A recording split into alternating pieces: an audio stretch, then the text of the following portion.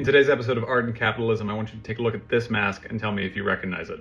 If you do, it might be because you associate it with the online hacker group Anonymous, the Occupy Wall Street protests, or any number of anti-government and anti-establishment demonstrations from around the world. Or you might recognize it from 2005's excellent V for Vendetta movie, in which Hugo Weaving wore the mask all while quoting Shakespeare and fighting fascists. That film was an adaptation of Alan Moore and David Lloyd's 1980s graphic novel of the same name, and it was Lloyd's illustration of the mask in that graphic novel that started this whole thing in the first place. Now, Lloyd created the mask as a stylized version of the Guy Fawkes mask, and Guy Fawkes is of course the historical figure most commonly associated with the 1605 gunpowder plot, in which a group of English Catholics unsuccessfully tried to blow up their parliament. I'm giving you all this context so you understand that the mask has revolutionary history that dates back hundreds of years, and is featured more recently prominently in anti-establishment art. That all, taken in addition to its vivid style, makes for no surprise that we see it, again, all over the globe today at demonstrations against capitalism, government, establishment powers. But guess what? It turns out the trademark for that mask is owned by Warner Brothers, the company behind that 2005 movie. Some large proportion of these masks, whenever they are sold to would-be protesters going out to fight the power,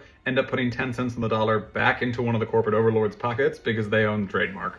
And that is not a criticism of anybody. It is impossible to wake up in the morning and walk down the street without somehow maybe putting money in the pocket of a company that you may or may not agree with. I just think it's really funny that this image that is so associated with anti-establishment activity is putting money back into the pocket of the establishment.